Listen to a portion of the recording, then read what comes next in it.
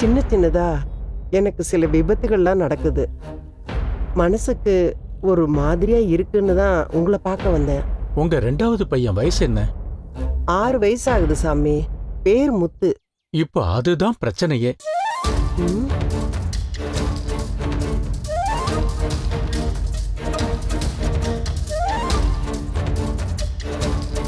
உங்க ரெண்டாவது பையனுக்கு என் பையனுக்கு ஏதாவது கெட்ட நேரமா சாமி?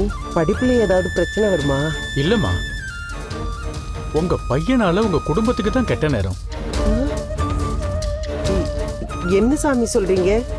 என்ன நடக்கும்? இல்லம்மா, சில விஷயங்களை விவரமா சொல்ல முடியாது, சொல்லவும் கூடாது. பரவாயில்ல சாமி, எதுவா இருந்தாலும் சொல்லுங்க.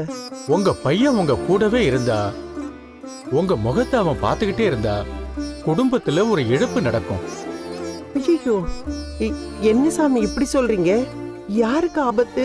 குடும்பத்துல ஒருத்தர்னு சொல்லிட்டேனம்மா, அது யாரா வேணா இருக்கலாம். உங்க உயிருக்கு ஆபத்து வரலாம், இல்ல உங்களுக்கோ உங்க கணவருக்கோ உடல் நலம் பாதிக்கப்படலாம். உங்க பையன் உங்க வீட்ல இருந்து நீங்க அவனை பார்த்துக்கிட்டு இருக்கிற வரைக்கும் ஏதோ ஒரு அசம்பாவிதம் நடக்கும். ஏன் சாமி, அதுக்குன்னு பெத்த பிள்ளைய பார்க்காம இருக்க முடியுமா?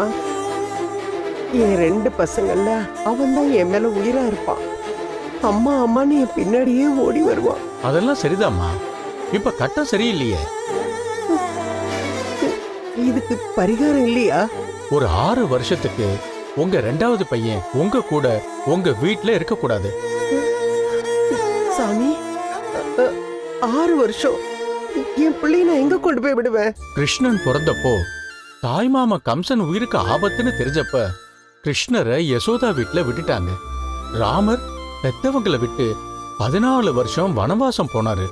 அப்படி உங்க பையனை ஒரு நம்பிக்கையான இடத்துல விட்டுருங்க. எப்படி சாமி, 6 வருஷம் நான் என் பிள்ளைய பிரிஞ்சு எப்படி இருப்பேன்? அவன் கூட இருந்தா யார் உயிராது போயிடுமா? ஆமான்னு சொல்லிடக்கூடாதுன்னு தாமா நான் சொல்லாம மறைச்சுக்கிட்டே இருக்கேன். நீங்க என்ன பேச வைக்காதீங்க. எங்க பிள்ளை எங்களை பிரிஞ்சு இருக்க மாட்டான் சாமி. 6 வருஷம் யோசிச்சா ஆயுசுக்கும் கஷ்டப்படணுமா? 6 வருஷம் கடந்துட்டா உங்க பையனால யாருக்கும் எந்த ஆபத்தும் வராது. நான் சொல்ல வேண்டியது சொல்லிட்டேன், அப்புறம் நீங்க யோசிச்சுக்குங்க.